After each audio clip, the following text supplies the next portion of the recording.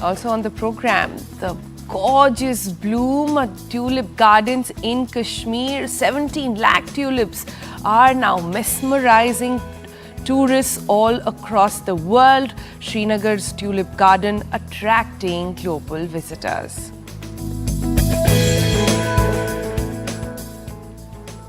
And that's not it. John Ibrahim opens up on his film The Diplomat. He gets candid on his interest in geopolitics, Russia-Ukraine war, and much more. We'll bring you a snippet.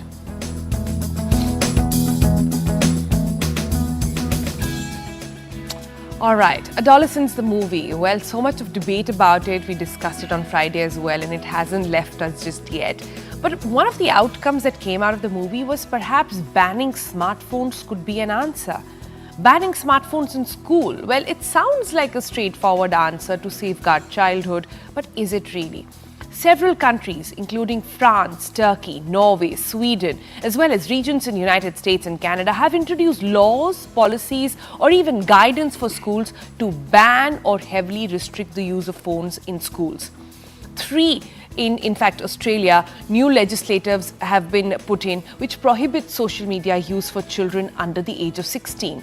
In the US, the Surgeon General has called for warning labels on social media apps. But is it really that simple? A landmark study from the University of Birmingham, published in The Lancet, says otherwise. The research examined whether restrictive school policies on phone use actually improve adolescent mental health, physical activity, and academic performance. And the verdict? No significant impact. Even with strict bans during school hours, there was no difference in mental well-being, anxiety, depression, or physical activity compared to schools with permissive phone policies. While restricting phone use in school doesn't really improve mental health outcomes, the problem is much bigger, isn't it? The research found a clear negative impact from overall phone and social media use on mental health. That means it's not saying that they have no impact, that social media and phone usage has no impact on your kid. But they are saying that more time kids spend on their phones, the worse the outcomes of their mental health being. This raises the critical question then. If outright bans, of at least restrictive bans in these cases, aren't effective, what's the real solution? And who holds the responsibility? The creators of the tech? Is it the parents? Is it the educators? Is it the policy makers and the politicians in the law of the land? What exactly holds the key to giving in an easier childhood to our kids? To explore these questions, we thought we'll speak to the person who's actually done this research. Dr. Victoria Goodyear, Associate Professor at the University of Birmingham, whose research has directly challenged these simplistic ideas of social media ban, is with us on the program this morning. Good morning, Dr. Goodyear. So lovely for you to be here with us and share your research with the audience in India. Let me first start by getting in your key findings. What, according to you, really stood out in your study? So you're right. So we've looked at smartphones and social media use in adolescence, and across the world there is this general trend and direction to start to ban the use of smartphones and social media, and that is gaining momentum with the aim of protecting children from harms. In our recent evaluation study in the UK taking place that was published last month, we compared outcomes in adolescents who attended a school with a phone ban compared to without a phone ban. And what we found was that there was no difference in outcomes for mental health and well-being. So that was mental well-being, anxiety and depression, physical activity and sleep, but also educational attainment in English and maths, as well as disruptive classroom behaviour. So in terms of the background to this article, what we found from that study is that, there are still harms associated with phones and social media use, because we found the more time spent on phones, the worse those outcomes. But phone bans aren't having that impact and the desired impact on improving or changing those outcomes. So the idea behind this article that we're talking about now is, okay, so if we're not going to look at a ban or bans alone, what else can we do? bans alone, I think that's the key part over there that you're trying to highlight. But let me, just for the benefit of our audience, clarify this. You looked at smartphone bans only in school, and the same kids had access to social media and smartphones in their homes. So in the study, we only looked at smartphone bans not used in schools. So we just compared the school context. So in England, schools, there's been a general direction to ban the use of phones during the school day. And that can be a phone ban implemented where they have to keep it in their bag all day, or they have to store it in like a locker or a pouch, or they're not allowed to bring it onto school premises altogether. Got it. Okay, so next you've got some really interesting insights on what kids were actually doing on their smartphones. How many hours were they spending? Could you share that with us, please? Well, what we found in the study was that the school phone bans reduced the amount of time adolescents spent on their phones during the school day, and that was by 40 minutes for phones and 30 minutes for social media. When we looked at how much time they spend their phones overall, it's 2 to 4 hours per day 4 to 6 hours per day, on phones, and 2 to 4 hours per day on social media. So when you look at that difference, you can suggest that the school phone bans during the school day is not having a big amount of impact on their overall levels of use. So what you could say from that is then that we need to think about in-school and outside of school use and not just focus on the school phone bans. Correct. So then, Dr. Kudia, when you look at your research, you look at the findings from your research, and then you look at the various bans that I mentioned right in the beginning of the program, different countries that have come forward to ban it. What is your view then of those restrictive hour bans? I think we're advocating that we need to move the discussion beyond bans, and we actually need to do more than just ban phones. So technology use is all around us. It's a practical necessity for lots of different things. And we live in a technology-filled world where it's very unlikely that phones and social media are suddenly going to go away. So what we need to start to think about is how do we prepare young people to participate in a technology-filled world? And how can we focus on developing healthy phone use? So what we're looking at in this perspective is we're looking at a child's rights perspective. So that's their right to be able to participate in society and be able to have the right to well-being and development. And from that perspective, we have a responsibility to protect children from harm, but also to support them to develop the digital skills and competencies so they can participate in digital environments as well. All right.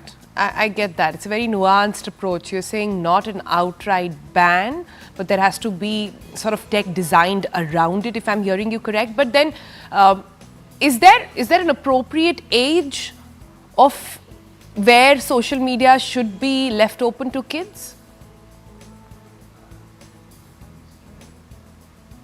We don't have evidence at the minute on age-appropriate time, but we can suggest that we need age-appropriate design of the technologies so that we can scaffold them in line with young people's responsibilities.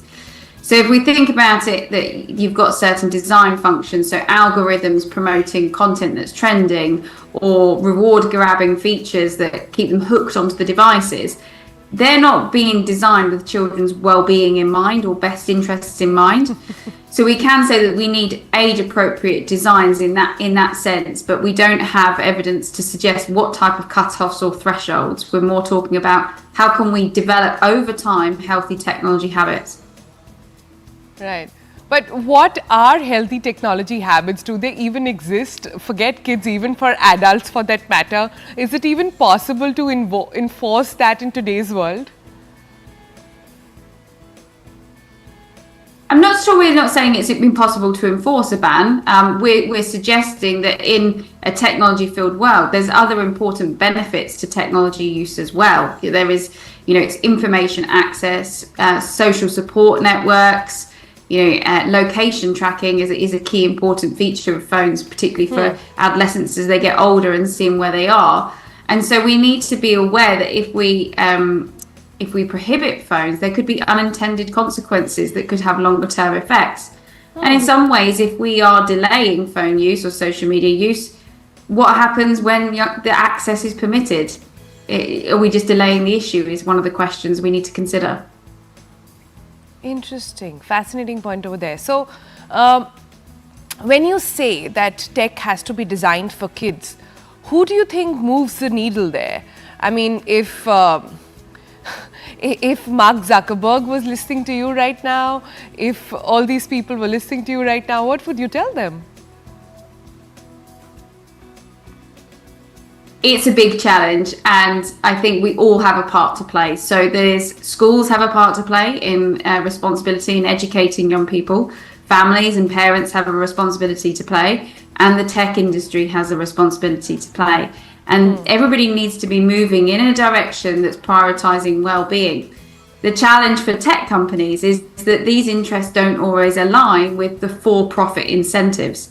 So what we need is legislation that clearly outlines and enforces these responsibilities of tech companies to prioritise for children's well-being. And actually, we do have some frameworks and progress is being made in this area, but we do need to do more. So there is a UK Digital Futures guidance on how tech can be designed with children's rights in mind, and talking about those aspects I've mentioned about age-appropriate and mitigating compulsive designs. And, an example could be governments could require tech companies to show how they're designing tech around children's rights and putting in appropriate safeguards and age-appropriate designs. Showing governments how tech is designed sounds like a utopian world. If Elon Musk is listening to all of this right now, if OpenAI, Sam Altman, all of these people are listening to you right now, what would you tell them?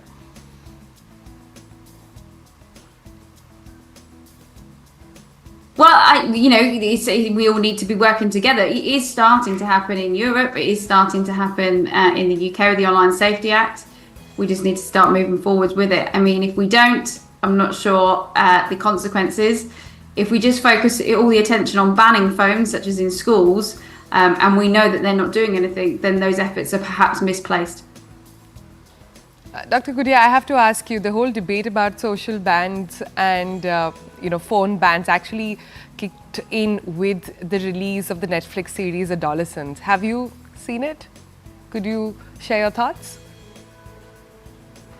I thought it was good, the way that this show was designed across the 4 episodes, because I thought it progressed the different areas and the different contexts. And for me, it does kind of align with what I'm saying, is that all 4 episodes there was adults that didn't know what to do.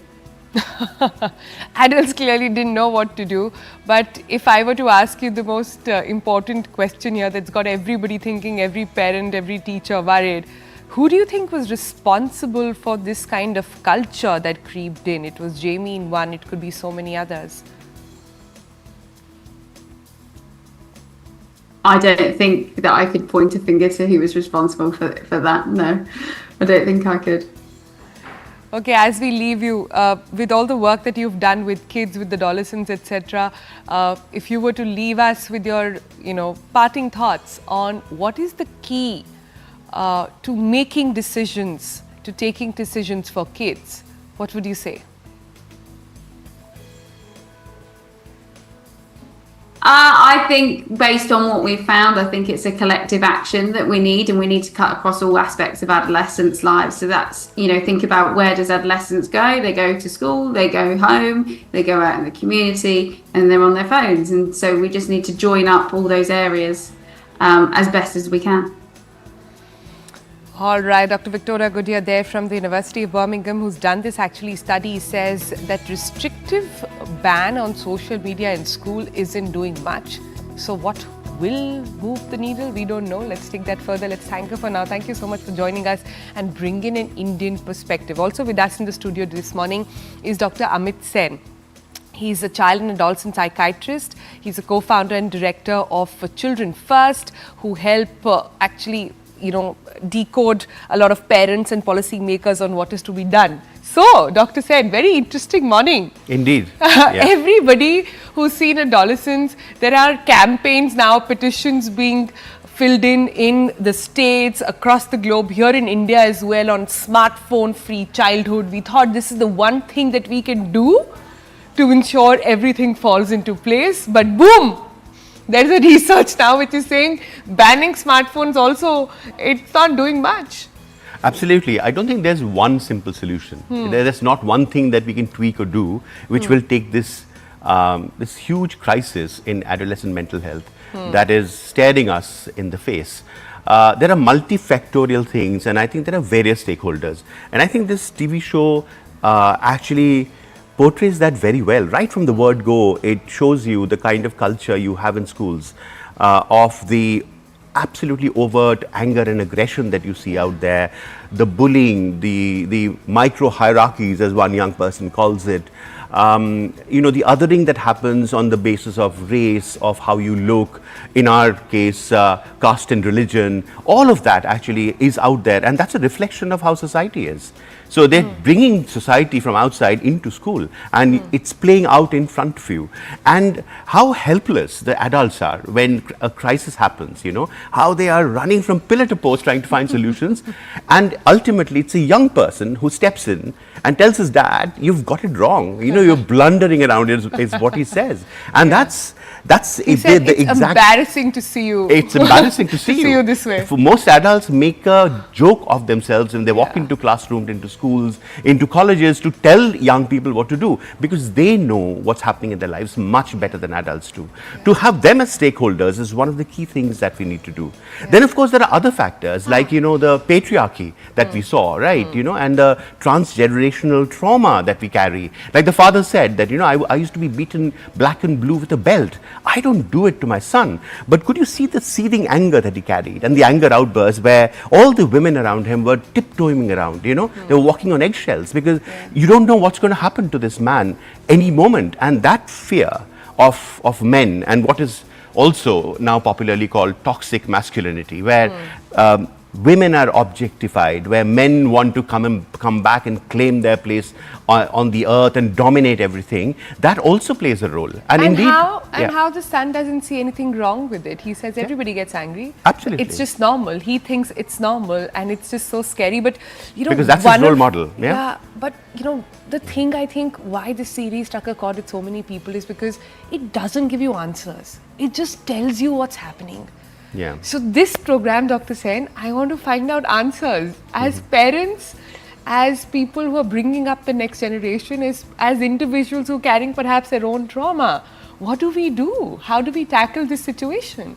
So I don't think the answers are going to come from one source, Sonal. I think it has to be a collaborative approach where all the stakeholders, including the young people, are involved in it, because they're the most tech savvy. For instance, if we include the technical part of things, the social media, into the equation, which is important because it amplifies all these things. It kind of brings it to your bedrooms. It doesn't leave you ever. Social media takes all these things that are happening in school, in the playground, in families. They're constantly reminding you of it, isn't it? Yeah? So that's an important bit of it. And if we want to really find a solution, there needs to be a constant dialogue between young people, parents, teachers in schools, with policymakers, and it has to be an open dialogue with a degree of humility that we don't know the answers yet. Let's find out together. If we take that path, then maybe over the next 5 to 10 years, we'll begin to find answers. But so the onus in this case is going to be on adults. The onus in this case is going to be on, like I say, there are two ecosystems that impact kids, friends and family. Friends in school, family at home. Both of them, they have to sort of make the first call, ensure that it's happening better, because schools will say, "Hum sab kar rahe hain." Sure. See, the onus on the adults, including you know, school policymakers, family and parents, is to create that space, because kids don't have the power to do that, isn't it? But the agency needs to lie with everybody. There's a difference, isn't it? The onus of creating the space has to be with adults, because we are the ones who are calling the shots. In fact, even in the TV show, you saw that the parents, the adults, from the police people, the advocates, therapists, everybody just jumped in to find a solution. Did it solve anything? Not really, right? Till the time you actually begin to involve the young people and give them agency and help them help us understand Yeah. what this is about also, so that we take collaborative decisions about many things, including changing the hierarchical structures, the patriarchy, the bullying that goes on, the othering that goes on, the damage and the vulnerability that children grow up with. So which communication, if I have to conclude what you're saying communication channels have to be opened between all the stakeholders, and that's the only way it'll happen. I actually want to bring in a point that came out in the survey that Dr. Gudia was speaking about. She says, and they're obviously looking at phone bans, and she says phone ban is a band-aid solution, it's a temporary solution.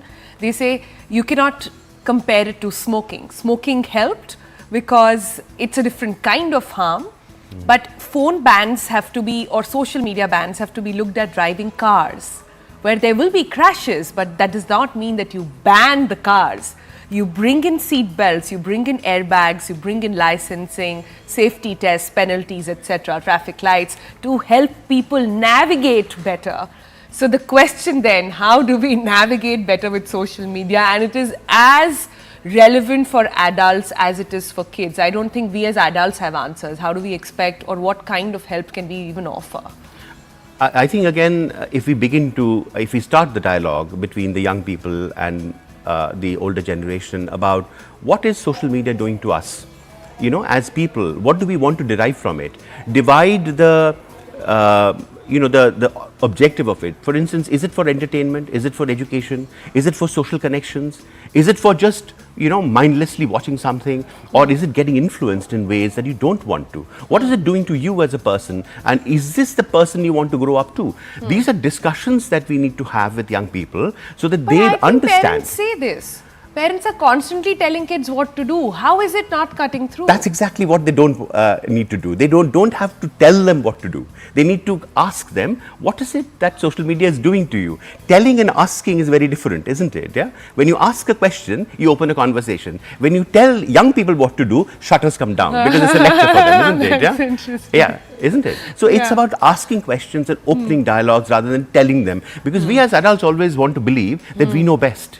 We will tell children what to do, how to keep themselves safe, how to grow up as responsible human beings, how to be successful. But that's far from the truth, actually, right? Especially in today's generation, which is changing at a pace which history has never ever seen. Yeah. In the next 20 years, where the world will be is anybody's guess. Yeah. And I think the young people know it better to navigate than adults can. I have last 2 minutes, so I have to ask you this. We were looking at several interviews that came out of the cast and crew, the director and the actor, the man who plays the father to Jamie. In his interview, he said, we are in a day when social media is parenting. Kids are being parented by social media, they are being guided by social media, and I think that's where the whole conversation came back to a very, very strict ban and a complete, cutting off of an umbilical cord with social media. But like we said, bans, we're not sure how much it works. Like Dr. Gudia said, that what happens when social media is introduced at a later stage? What happens then? What do you do then? So your final verdict on bans, complete bans in school, at home, everywhere? Complete bans will not work, because especially when kids grow up and they know so much more about these gadgets and the space, that even if you ban it, they'll do it behind your back. They'll find ways to get to that, right? Yeah. And a complete banning will actually alienate them further. The thing to do, and I don't completely agree that social media have become parents, because it's to do with how you parent your child.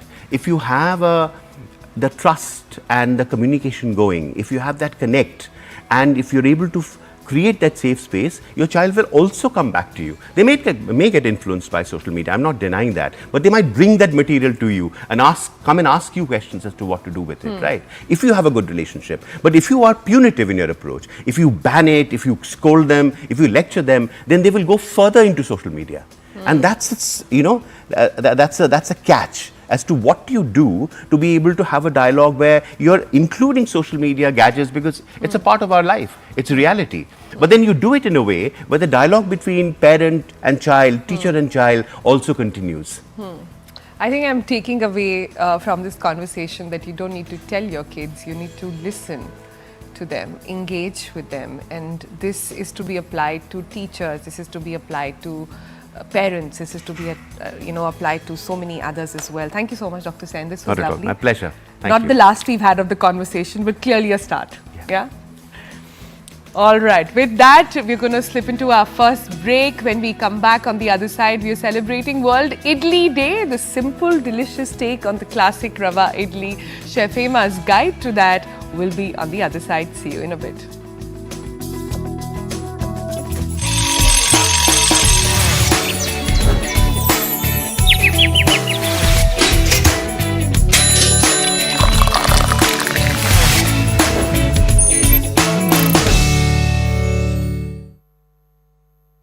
Investing through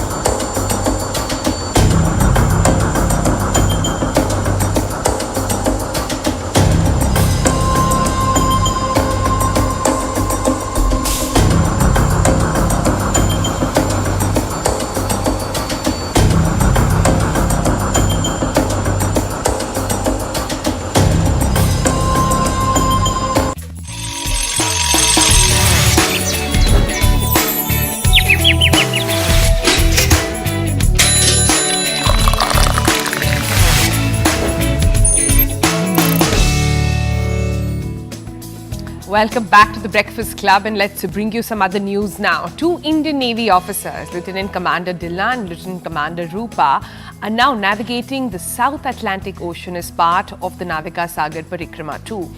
We've had the honor of featuring them twice on the Breakfast Club already, and they began their journey on the 2nd of October 2024, flagged off by Admiral Dinesh K. Tripathi, Chief of the Naval Staff. Now, having already crossed the Indian Ocean and the Pacific Ocean, they are now making their way to Cape Town, their final stop before returning to Goa. And the two officers have covered approximately 19,400 nautical miles, demonstrating endurance across challenging seas.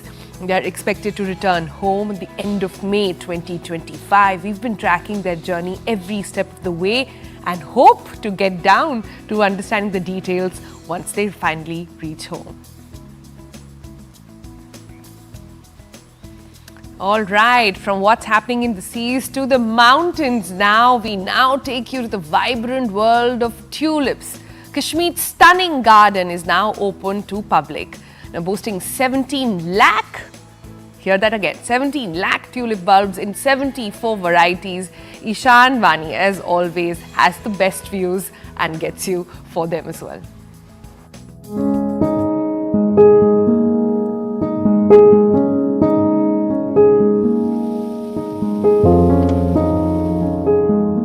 This is Asia's largest tulip garden, heralding the arrival of spring in Kashmir with its vibrant tulips. More than 17 lakh tulip bulbs are currently mesmerizing the tourists and locals with its kaleidoscope of colors.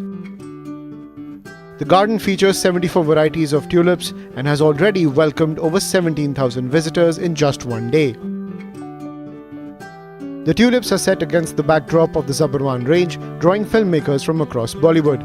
Tourists from India and across the world are now heading to Srinagar instead of the famous Keukenhof Gardens in the Netherlands. Different colors of tulip flowers are making the things blossom. It's really the season of, along with the season of Ramzan, it's looking much beautiful now, the Kashmir, whole Kashmir. The tulip garden stretches across the landscape with the Dal Lake at one end and the Himalayan mountains at the other. The administration is leaving no stone unturned to make this year's opening much grander. It's fabulous experience. Like this is once in a lifetime experience, and we are fortunate that during this time, our visit, this tulip garden has been opened, and it's very panoramic view. Mountains are there, lots of like variety of tulips are there, and it's a very cinematic experience. Too vibrant and the colors are too good. We wish कि पूरा bloom होके हम उसको देखते तो शायद मुझे और beautiful लगता. पूरे कश्मीर में बहुत सारी beautiful place है, but this is the wonderful and the different story from the all Kashmirs. I mean the color and the the management is too good. It's a picture-perfect spot in Kashmir this season. Visitors wander through the walkways in big numbers in the mornings, taking out their cameras to capture their moments of a lifetime. Put on your sunglasses and take out your spring wear, because it's that time of the season in Kashmir when the Asia's largest tulip garden is in full bloom. Around 74 varieties of tulips in different colors and hues gives you a refreshing look after a deep, cold winter season that has just passed out. And this spring is ensuring that the tourists are on ground in maximum numbers. And this year, 17.5 lakh tulip buds are cultivated here at this garden located on the foothills of Zabarwan mountain range. It's exciting for both locals and tourists who are coming here in numbers, and on the very first day an encouraging number of 17.4 thousand tourists visited this garden. It's just the second day of the opening of this garden, and the spring season has ensured that we wear and take out sweaters and deep high jackets and come back to life with some colors and hues that surrounds this beautiful garden, which is the Asia's largest tulip garden. And this is presenting a mesmerizing view of nature and a canvas of colors which are surreal. With Bashir Lone in Srinagar, Ishan Vani for CNN News 18. All right, so that's a little tip for you to go and make the best of your spring break. Try and check out those gardens in Kashmir. On that note, let's take you through some more stories coming in from India and across the globe. First up, here's wishing everybody a very, very happy Eid. It marks the end of Ramadan, and it is a time to celebrate rare and also get together with folks.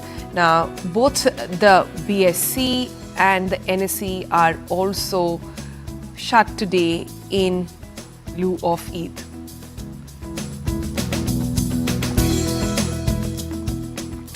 Last night's IPL match of RR versus CSK was a thriller. RR won by 6 runs with CSK needing 17 off the final 3 balls. Jamie Overton slammed Sandeep Sharma for a 6 down the ground, but the very next ball saw only a couple of runs being scored, and that sealed the game for Rajasthan Royals.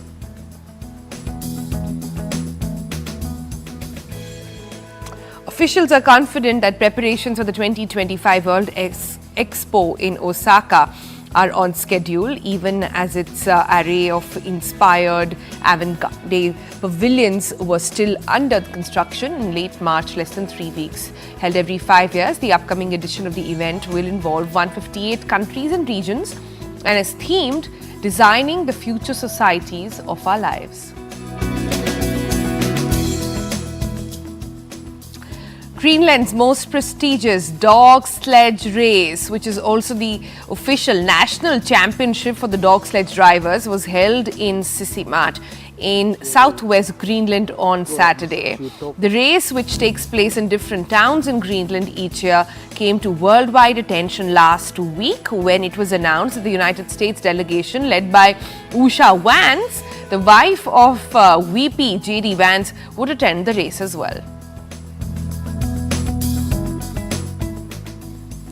The original E.T. model from Steven Spielberg's 1982 classic could fetch nearly $1 million at auction. The model was designed and built by special effects artist Carlo Baldi, the visionary monster maker behind E.T. Dune, the alien King Kong, and several others. It is one of the 3 E.T.s used during the making of the 1982 classic.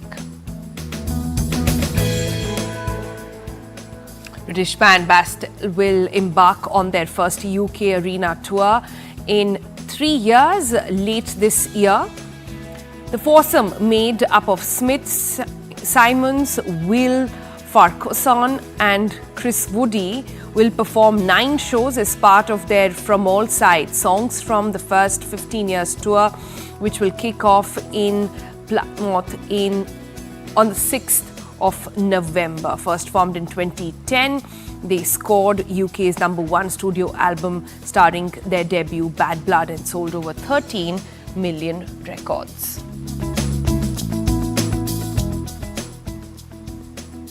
All right, moving on now. Today is Eid. Today is also, interestingly, World Idli Day, a celebration of India's most loved, most versatile and the most fluffy breakfast icon. But is it breakfast? Is it snack? Is it meal? Like, the debate is on, the jury is out.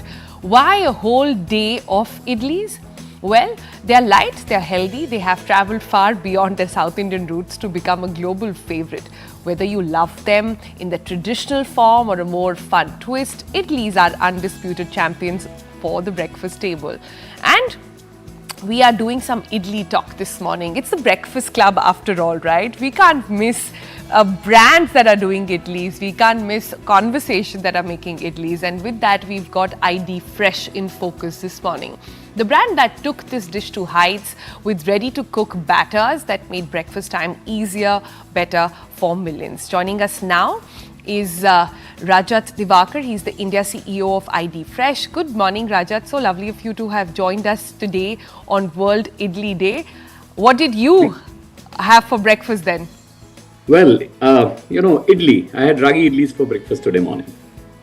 Oh, lovely. I'm going to go grab my box of idlis right after as well. But I have to start by asking you, where did this very unique idea of making fresh idli batter, idli dosa batter actually come from?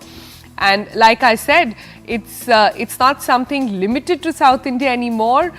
Take me back to when you guys were thinking of actually coming up with the product. The journey actually started 20 years ago. And this was started by 5 brothers who got together, while they were into other businesses, they realized that there was a need for consumers to have a clean label, batter, which is made in hygienic conditions. These were the days when the batter was either made at home or it was bought from the wet grinders in the neighborhood. And these wet grinders were not necessarily hygienic. And I think that's where the idea came in. It's taken a good 25 years for us to scale up and to come to the level that we are in. So, but yes, that's the origin. That's the origin. But I'm sure over a period of time, idlis also evolved in different shapes, flavors, types as well. Share with us what innovation in idli actually looks like.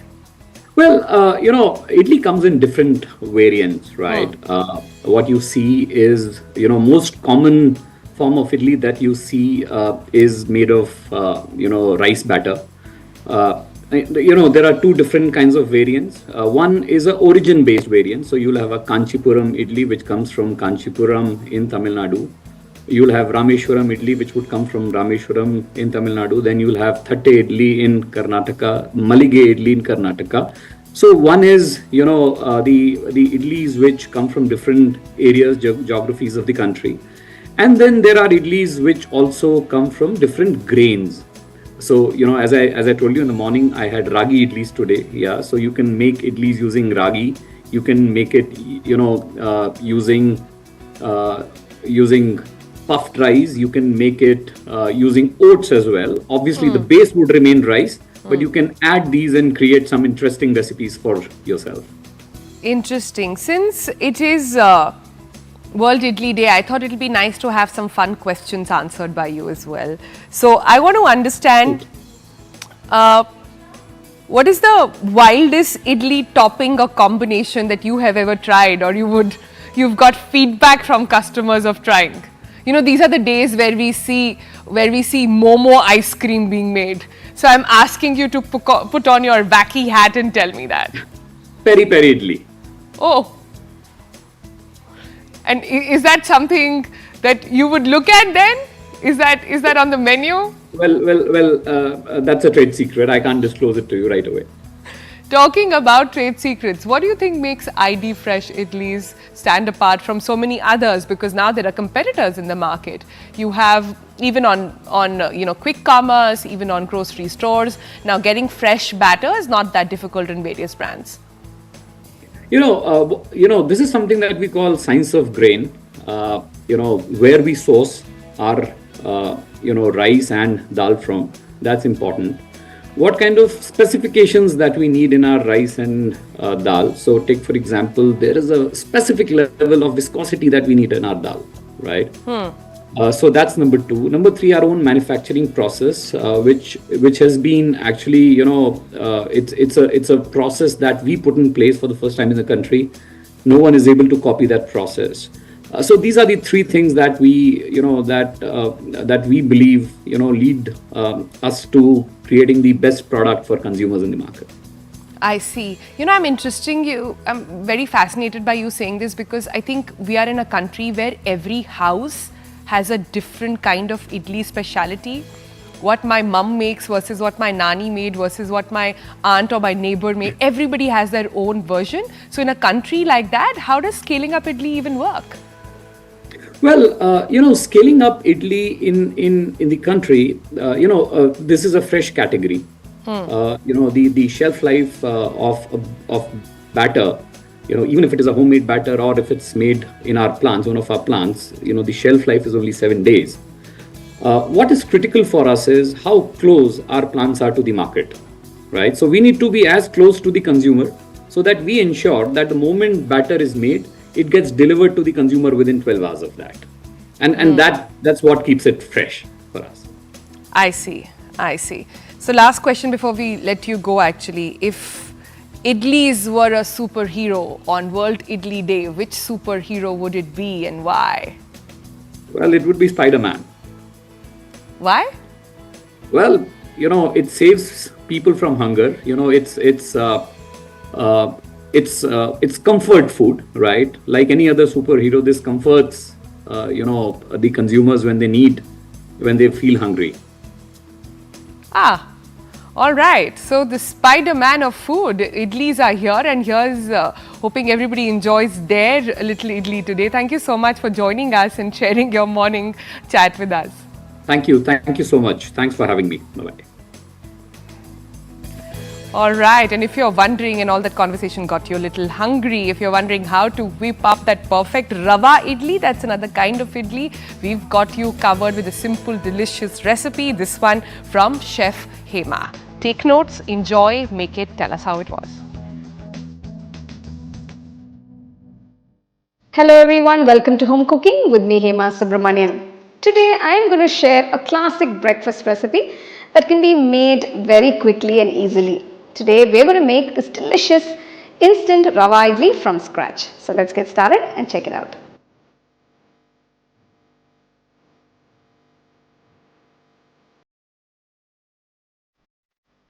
For the Rava idli, first I'm going to temper a few ingredients. Add about 3 teaspoons of oil. Add 1 teaspoon of chana dal, just lightly roast it.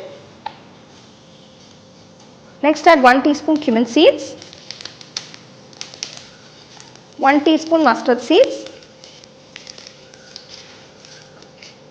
Next add a piece of finely chopped ginger. Next add 2 green chilies finely chopped. Add a few curry leaves and give it a quick mix. Now add about quarter teaspoon of asafoetida powder, that is hing, and mix it all in. I'm adding this nice fine siroti rava, that is the suji. This is very fine. So using this will make your idlis very soft and very nice. So this is available for you. Try getting this for this particular rava idli. Roast the suji for about a minute. So I'm just adding a few bits of cashew nuts to give you a nice crunch. Just mix that in. Once the suji is roasted along with the other ingredients, remove from the pan and transfer it to a bowl. Add 2 cups of curd. Make sure to whisk the curd nicely before you add it. Just mix it all in.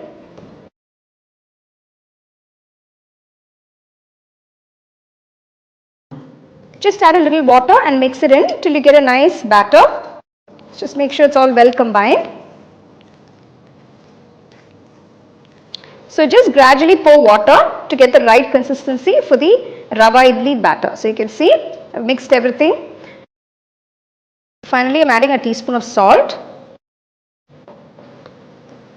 Mix everything together and let it sit for about 30 minutes.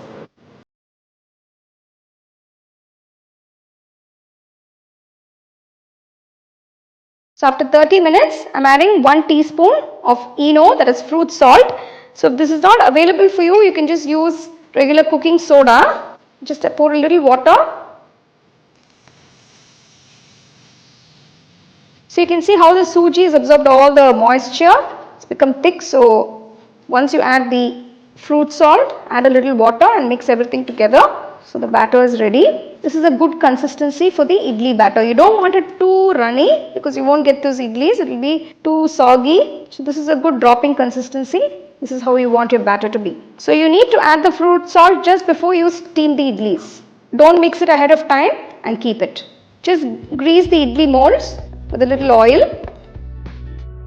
So I'm just placing some roasted cashew, just half of it on the bottom of this mold. So this is actually optional. Now take a ladle of the idli batter and start filling up the idli molds.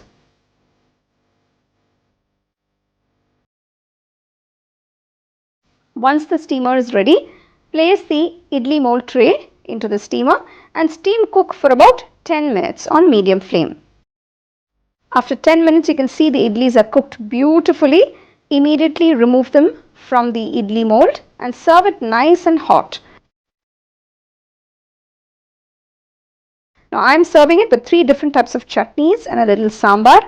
This is a very easy and instant breakfast that you can make anytime. You can even make this for an evening light tiffin or dinner.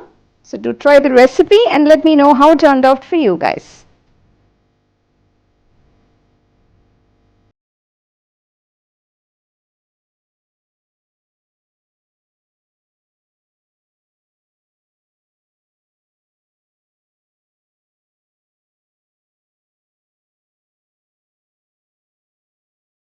So there you go. You can enjoy these delicious and soft idlis with any type of chutney of your choice. Now I've started with 3 different types of chutneys. So do try the recipe, enjoy and share it with your family and friends.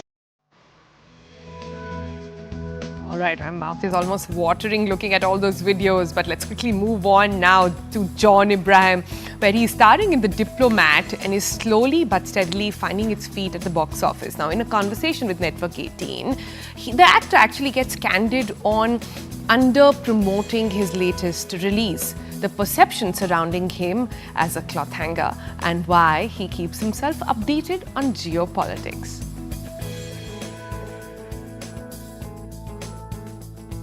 You said, of course, you read so much about what's happening all over the world, the geopolitics, the war politics, so much. And you said that you have been following all these things right since 1991. Now, the question is, which I again told you, is that there's a perception attached to actors that, they don't know too many things beyond what is really required of them to know. What's your take on this? I think it's each one to his own. So I don't think it's an actor's duty or job to know about the geopolitics of the world. There are a lot of fantastic actors in our industry. When I say our, I mean all the industries in this country put together that don't really care about what's happening. They care about their craft and they say, listen, we're just concerned about this, which is great. There are certain actors who feel the need to know what's happening because they do films like The Diplomat or Madras Cafe or Parmanu or Batla House or go on and on. So for someone like me, knowing what's happening geopolitically helps me even be in this image that you're seeing here, because when an audience is looking at it, they say he's literate, he understands and he knows his geopolitics, he knows what's happening in the world. And I think that makes a big difference, because when I did my workshops, you always go to the backstory of the character you're playing. Maybe that backstory comes across or doesn't, is not shown in the film. But your character needs to have a backstory. So my backstory is obviously I'm a diplomat. I've been in this service for long. I obviously need to know about the geopolitics. So even in the first scene when I walk up to Uzma, you'll see through my walk, my gait, and the look on my face that I've experienced things in life before. Which is why I ask her questions, very pointed questions. Ki, aage ka darwaza dekh liya, abhi piche ka dekh ke jaogi. Like you've seen this door, you want to see that and go. So you realize that he's been through those experiences. So I think geopolitics helps. I think understanding the political fabric of your country in general is very important, because today actors are not just actors, or models are not just models. We're role models, right? Yeah. You have to stand up and speak on a public platform. And that's where we are best at embarrassing ourselves. That's where we start going wrong. How do you minimize and reduce the probability of you saying the wrong things? By knowing what is happening. You don't go in with half-baked information. You try and learn as much as you can about what you're going to sit on that public platform for and speak about it. But the fact that you have been politically aware because of also the state that you come from, like we were discussing, how does that really affect other areas of life, John? You have an opinion. Yeah. Yeah, you have an opinion on everything. And like I just said earlier, you're not opinionated, you're not judgmental, but you have an opinion. And I believe it's very important to have an opinion. And in this country, probably, it's the narrative that we're very scared to voice our opinions. Exactly. So it's important to voice your opinion, be brave about it, to a point where even if it's the ruling government or the opposition, they're appreciative about the fact that you've voiced your opinion. They say, no, it comes from a credible space. It doesn't come from any political inclination, but he's being credible about what he's saying. All right, on that note, another quick break. Back in a moment.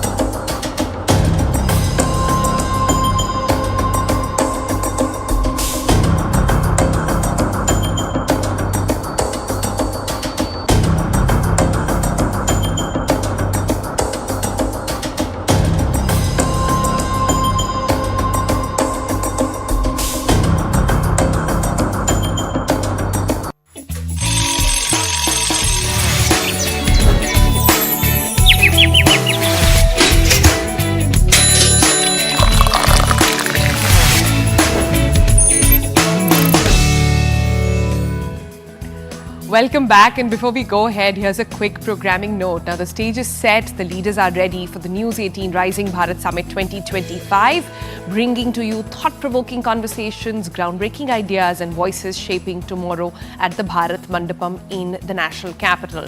Now there on your screen, that's the code you can scan, get your passes and come and be part of these interesting conversations. The passes are on for April 8th and 9th, so save the date.